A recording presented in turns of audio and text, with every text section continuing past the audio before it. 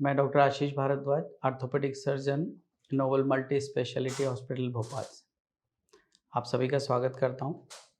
आज जैसा कि हम चर्चा करेंगे सबसे कॉमन डिसऑर्डर जिससे कि मरीज ओपीडी में, इमरजेंसी में पहुंचता है।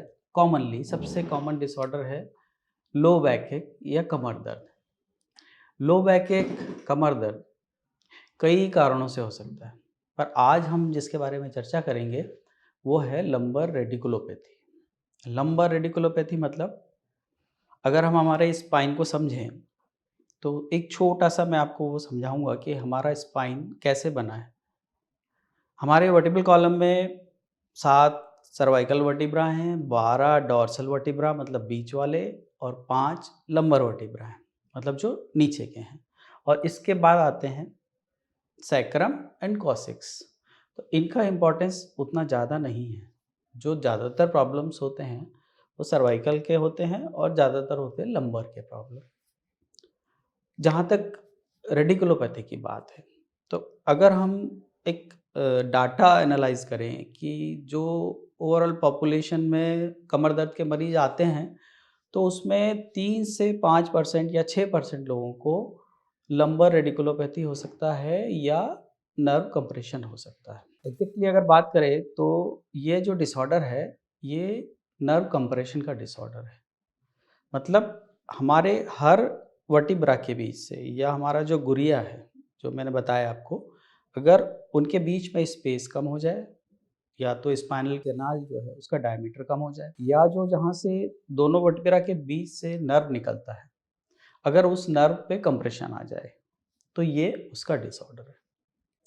और अगर हम इसकी बात करें कि इसके सिम्पटम क्या होंगे, मतलब सिम्पटम मतलब लक्षण आप हमारे पास कैसे आते हैं, तो अगर हम इसकी बात करें तो मेनली इसमें सिवियर पेन होता है या शूटिंग पेन होता है, जो कि डिस्ट्रीब्यूशन जो नर्व उस पर्टिकुलर एरिया को सप्लाई कर रही है उस एरिया में सिवियर पेन होगा, शूटिंग पेन होगा, टिंगलिंग होगी या नम्बनेस होगी मतलब झुंझुनी आना, या सेंसेशन का प्रॉब्लम मतलब या तो बहुत ज़्यादा करंट सा लगना फील होगा या कुछ नहीं फील होगा, गर्म ठंडे का एहसास भी नहीं होगा, या फिर एकदम से करंट लगने वाला सिम्टम आ जाएगा।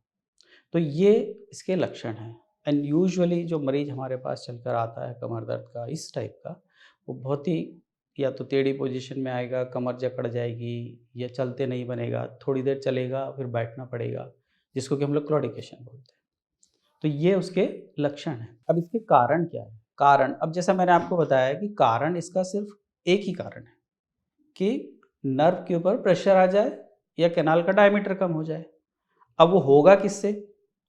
उसके कारण में अगर हम बात करें तो या तो जो डिस्क बोलते हैं हम उसको, या तो डिस्क बल्ज हो जाए या डिस्क हर्निएट हो जाए। हर्निएट मतलब अपने स्थान से हट के कैनाल में आ जाए, तो उसको हम बोलेंगे डिस्क हर्निएशन हो जाए, उसके वजह से हो सकता है। या फिर लिस्थेसिस। लिस्थेसिस मतलब क्या हो गया कि दो वर्टिब्रा ऐसे आपस में जुड़े हुए हैं और अगर एक वर्टिब्रा दूसरे वर्टिब्रा पे शिफ्ट हो गया, अगर हल्का सा भी शिफ्ट हुआ तो वो नर्व को दबा देगा वहाँ, इसको हम लिस्थेसिस बोलते हैं। ये भी बड़ा कॉमन है। आर्थराइटिस है, मतलब गठिया टाइप की जो बीमारी होती है, ये भी बड़ा कॉमन है। इसके अलावा फिर अगर हम वैसे जाए तो ट्यूमर या स्पाइनल कॉर्ड के ट्यूमर या वर्टिब्रा के अराउंडिंग बोन के ट्यूमर हो जाएं, कुछ एवी मालफॉर्मेशन। एवी मालफॉर्मेशन मतलब अगर वहाँ पे खून की नसों का गुच्छा बन जाए स्पाइनल कॉर्ड के आसपास, मतलब एक आर्टरी जिससे खून जाता है, एक वेन जिससे खून जाता है, आपस में जुड़ जाएं और वहाँ पे गुच्छा बना लें, तो उसको नस को दबा देगी, तो उसके कारण पेन होने लगेगा। या फिर कोई पुराना सर्जरी है, उसका कोई स्कार है, तो उसके कारण प्रेशर आ जाए, वहाँ पे खून जमा हो जाए, हेमेटोमा बन जाए, तो दर्द हो जाएगा आपको नर्व का। या फिर हम कहीं गिर गए, कंप्रेशन फ्रैक्चर हो गया, मतलब वर्टिब्रा की हाइट सपोज हम मान रहे हैं कि इतना हाइट है, कंप्रेशन फ्रैक्चर हो गया मतलब वर्टिब्रा सिकुड़ गया, और सिकुड़ने से नस के ऊपर दबाव आ जाए, तो ये सब चीज़ों से नर्व कंप्रेशन हो सकता है। अब अगर यही चीज़ें किसी से ट्रिगर्ड हो जाए, ट्रिगर मतलब सपोज मैं कुछ कागज ही उठा रहा हूँ, अब मैंने गलत पोजीशन में उठा लिया, अगर मैं झुका और ये सब मुझे पहले से है तो मुझे पेन एग्रीवेट हो जाएगा। अगर मैं ज़ोर से छींक दिया, अगर मैं ज़ोर से खांस दिया, जोर से सडनली बेंड हो गया, सडनली मुड़ गया, तो ये चीज़ फिर से प्रेसिपिटेट हो सकती है, ये पेन बढ़ सकता है। तो ये सब चीज़ें जो होती हैं ये एग्रेवेटिंग फैक्टर होते हैं। एक और कॉमन सी प्रॉब्लम है जो अपने इंडिया में, इन्फेक्शन है। तो अगर स्पाइनल कॉर्ड के सराउंडिंग एरिया में कोई इन्फेक्शन हो जाए, मवाद बन जाए, तो चूंकि वहाँ पे स्पेस बहुत कम है, अगर थोड़ा सा भी मवाद बनेगा तो उसके लक्षण हमें कई गुना अधिक मिलेंगे। तो वो इन्फेक्शन एक कारण भी हो सकता है, नर्व कंप्रेशन। अब हम इसको पता कैसे लगाएंगे कि ये नर्व कंप्रेशन का ही पेन है, क्योंकि स्पाइन तो बहुत सारी चीज़ें हैं जिसके कारण पेन हो सकता है। लो बैक के कारण अनेक हैं, जैसा मैंने पहले भी बताया। पर अगर नर्व प्रेशर का है तो हम उसको डायग्नोसिस कैसे करेंगे? तो डायग्नोसिस के लिए सबसे इम्पॉर्टेंट है कि जब मरीज हमारे पास आता है या किसी डॉक्टर के पास जाता है तो clinical examination is very important.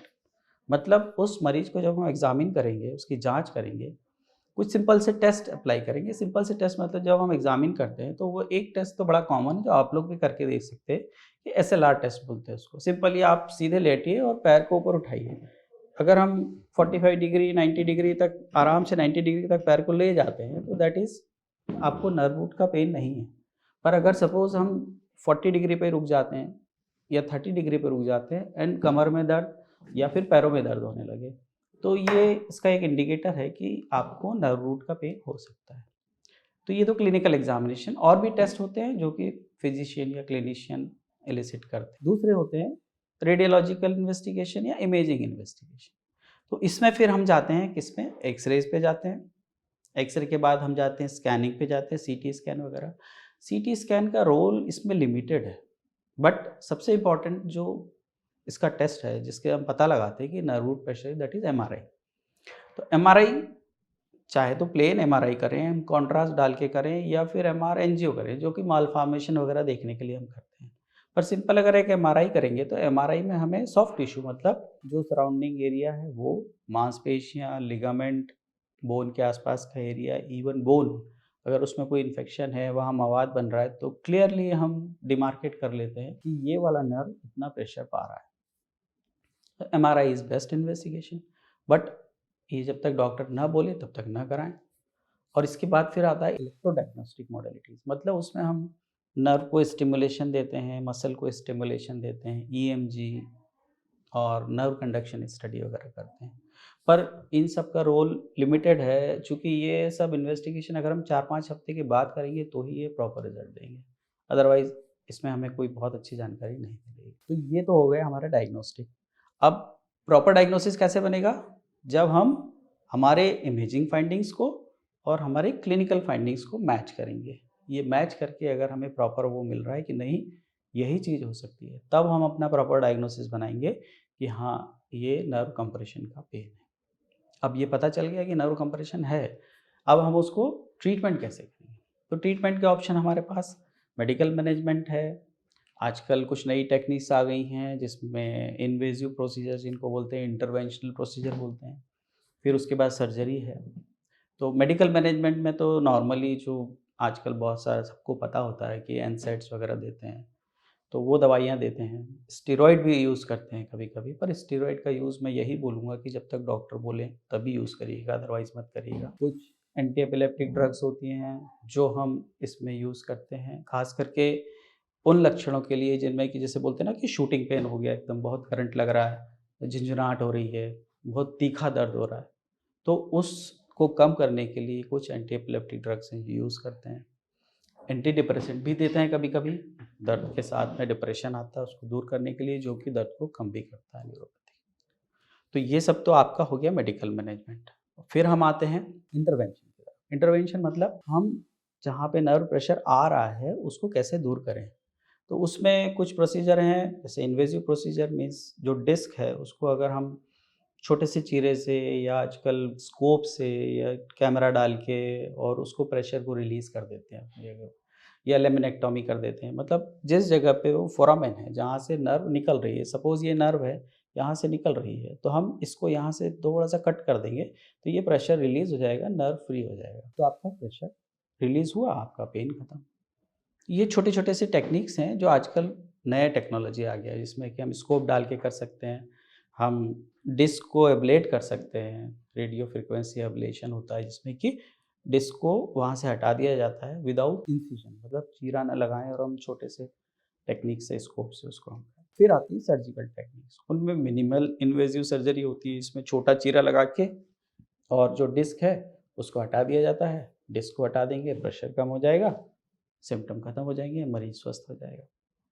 और भी अगर इन सब से चीज़ों से भी सुधार नहीं आ रहा है तो आजकल एक और नया आया है, न्यूरोमॉड्यूलेशन। न्यूरोमॉड्यूलेशन मीन्स अगर हम स्पाइनल कैनाल में एक इम्प्लांट लगा दें या स्टिमुलेशन के लिए एक डिवाइस लगा दें जिससे कि वो थ्रू आउट 24 आवर्स वो उसको नर्व को स्टिमुलेट करता रहेगा, तो जैसे नर्व को स्टिमुलेशन मिलेगा धीरे धीरे पेन कम हो जाएगा।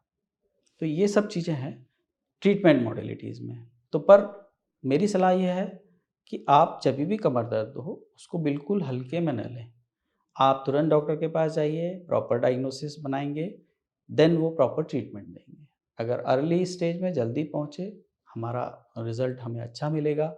अगर हम देर से इस चीज़ को रिंग अराउंड करते जाएँगे, इसको हम टालते जाएँगे, तो ये बीमारी और बढ़ता जाएगा और बाद में मरीज़ को परमानेंट डिफ़ॉर्मिटी या परमानेंट पोस्चर टिल्टिंग हो सकती है।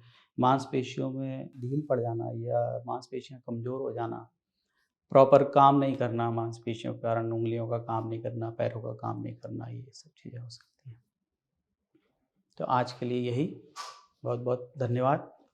आपको अगर ये पसंद आया है चैनल, इसको सब्सक्राइब करें। नमस्कार।